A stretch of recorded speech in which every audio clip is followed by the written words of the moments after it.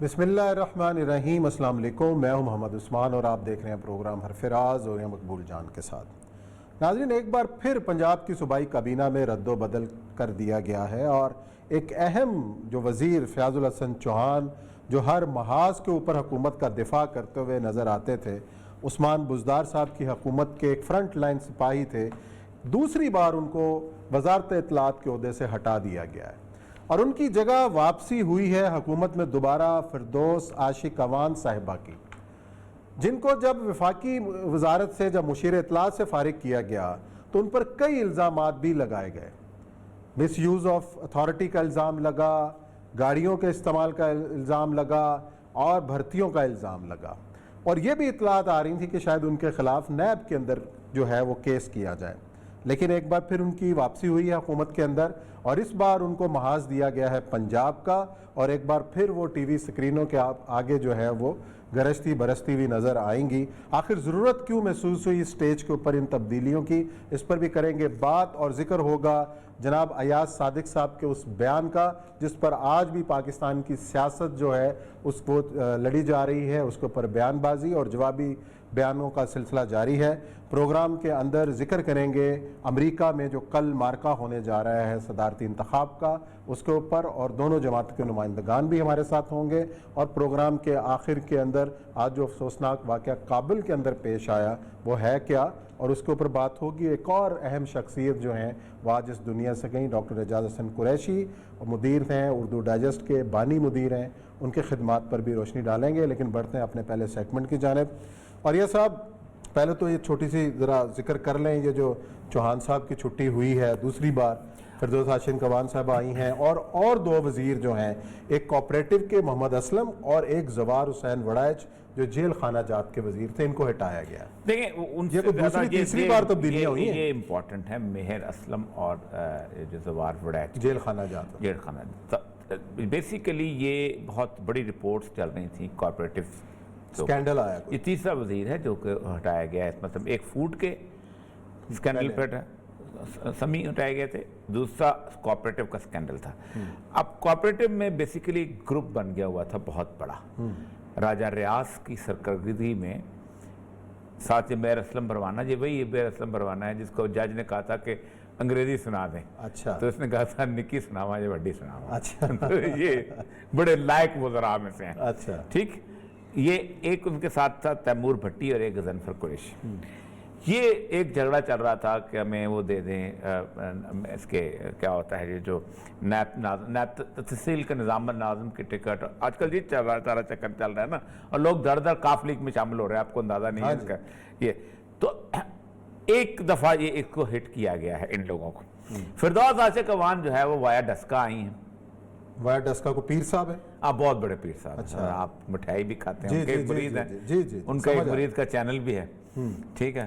تو وایا ڈسکا آتی ہیں، وہ ڈسکا کے وایا وہ ہمیشہ نہیں، یہ ڈسکا وایا بنی گالا، بنی گالا وایا، بنی گالا وایا سب۔ کل دیکھیں نا خان صاحب نے ایک انٹرویو میں بھی کہا ہے کہ میں سب باتیں مانتا ہوں، سب باتیں کرتا ہوں، ڈسکس کرتا ہوں، تو اچھی بات ہے، کرنی چاہیے، لیکن ان کا مضبوط ہے، ان کا قلعہ مضبوط ہے فردوس۔ لیکن جب ہٹایا گیا اور الزامات کی پوری بارش، اور وہی جو P T I is the most unpredictable party ever I have seen in my life۔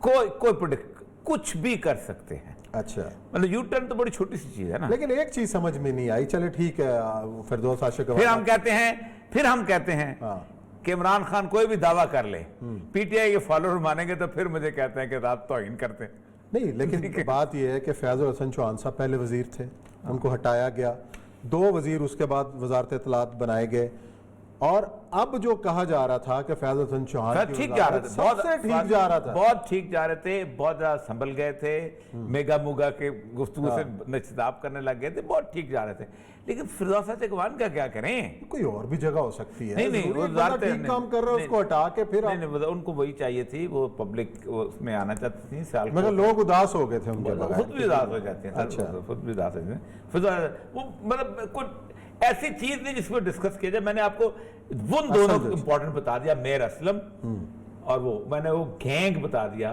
کیونکہ کوآپریٹو کا کوئی آڈٹ نہیں ہو رہا ایک طویل عرصے سے، کوآپریٹو کا پورا جو سسٹم بینک تھا وہ جلا دیا گیا تھا, اس کو آفس جلا دیا گیا تھا.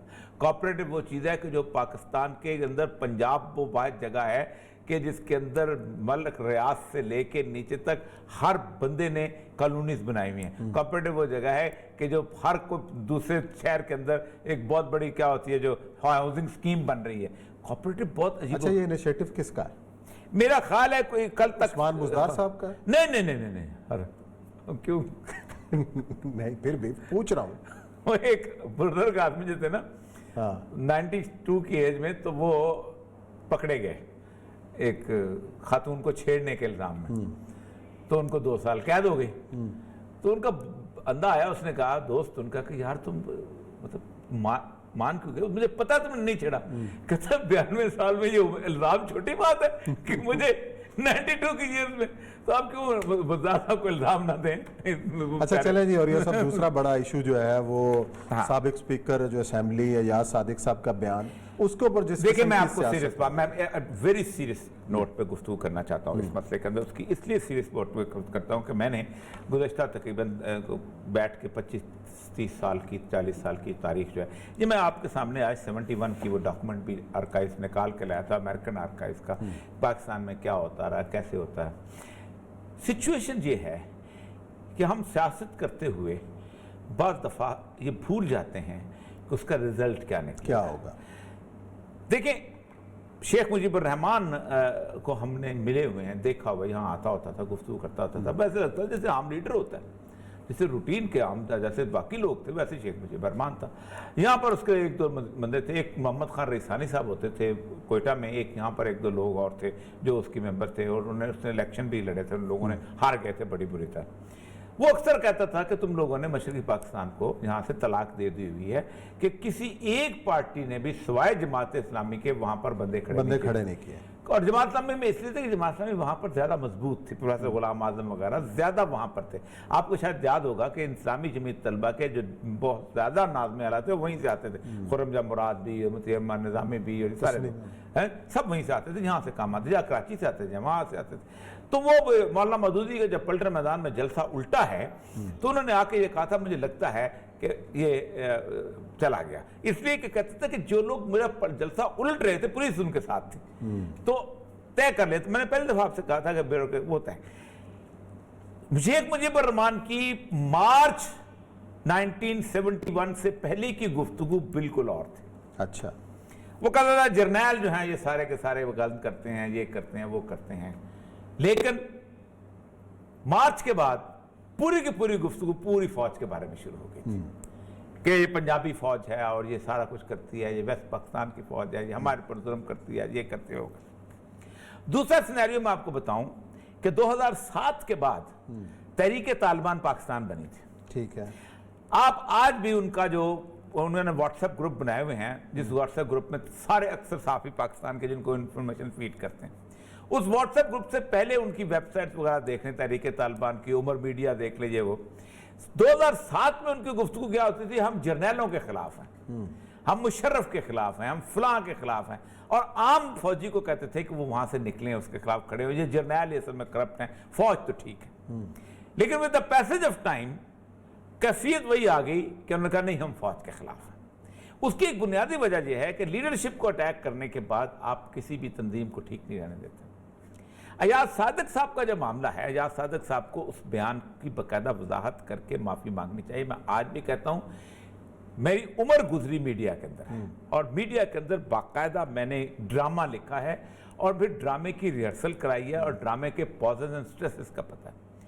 عقل کا اندھا بھی یہ سمجھتا ہے کہ یہ پورے کا پورا جو بیان تھا وہ باقاعدہ ریہرس کر کے کیا گیا ہے. اچھا, میں ایک کونا بتا سکتا ہوں کہ کہاں روکا گیا ہے, کہاں اس کے بعد 3 سیکنڈ کا پاز دیا گیا, اور کہاں پتہ چلے کہ اس کو اگر کاٹ دیا جائے تو ایک دم سارے کا سارا بیان جو ہے وہ جنرل باجوہ کے خلاف ہو جائے گا.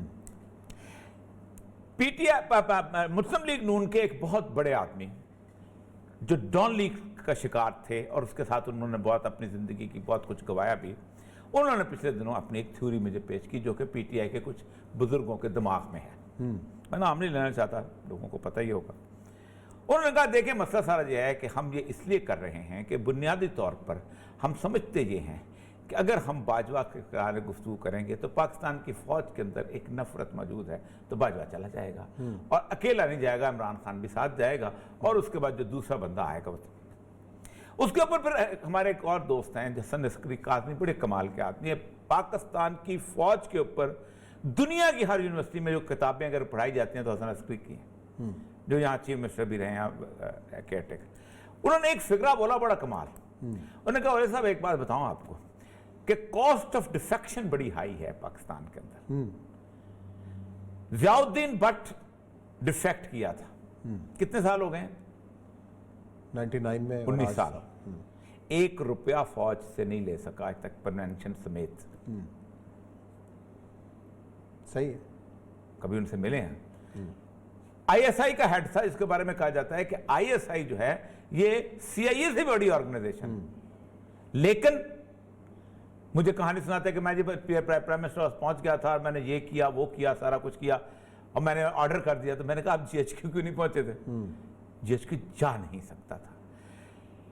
فوج کے اندر ایک تصور یہ ہے کہ کسی بھی فوج، ناٹ اونلی پاکستانی فوج، وہ فوج جو کہ فرینچ اور برٹش اوریجن کی فوج، باقی نہیں، ان خصوصاً برٹش اوریجن کی فوج، کہ اگر آپ لائلٹی ٹو 1% ختم کر دیں گے تو جو بندہ 1% کو اتار کے آئے گا وہ بندہ ہٹ کے اوپر ہوگا، وہ بھی نشانے پہ ہوگا، کیونکہ یونٹ پھر ایک سلسلہ شروع ہو میں عرض کر رہا ہوں نا، جو یونٹ کا فلائٹ لیفٹیننٹ ہوتا ہے نا، یہ فوج ہم اکثر اوقات سمجھ لیتے ہیں بڑی آؤٹ سائڈ بیٹھ کے کہ ہر کرنل جو ہے اس کا اپنا ایک یونٹ ہے، اس کی بات مانیں گے، اس کرنل کا وہ بات مانیں گے، ایسا تو ہو نہیں سکتا۔ ایسا ہو نہیں سکتا۔ یہ آپ کی ٹرائبل فورسز نہیں ہیں جیسے لیبیا میں تھیں، جیسے مصر میں تھیں، جیسے سعودی عرب میں تھیں، جیسے عراق میں تھیں۔ مطلب آپ اس طرح نشانہ بنا رہے ہیں، اس طریقے سے آپ نے اور مضبوط اچھا اس سے ہوگا کیا عثمان صاحب؟ میں آخری بات کرنا چاہتا ہوں، اس ہوگا یہ کہ ایک کنفیوژن ہوگی، اور سینیریو دو لوگ بڑے عجیب و غریب بولتے ہیں کہ بنگلہ دیش میں نہ، سچویشن یہ ہے کہ یہاں پاکستان کی فوج نے یہیں رہنا ہے۔ بالکل صحیح بات، وہ مر جائیں گے آپ کے ساتھ مقابلہ کرتے کرتے، بحر عرب میں نہیں جائیں گے۔ بالکل۔ اور پھر دوسری بات یہ ہے کہ جس کی لاش بھیجو گے چکوال، اس کا خاندان آپ کے مخالف ہوگا، جس کی لاش بھیجو گے اپنا جیلم، جس کی لاش بھیجو گے کوہاڑ، جس کی جگہ جیسے۔ اور سب سے بڑی بات، صرف آخری فکرہ، 8 سال انڈین سپورٹ کے تحت 45 گروپ تحریک طالبان کے ایسی چیزیں کہ دہشت گرد اس طرح کی کہ سوئسائڈ بمبرز وہاں تیار کر کے بھیجے، وہ مقابلہ نہیں کر سکے۔ آپ کس طرف اس قوم کو لے کے جا رہے ہو؟ اللہ کا نام ہے، اس چیز کو چھوڑ دو، سیاست کرو باقی۔ چلیں ناظرین، یہ بریک لیتے ہیں، بریک کے بعد آئیں گے اور ذکر کریں گے امریکہ کے انتخابات کا جو کل مارکہ ہونے جا رہا ہے، اس پر کریں گے بات۔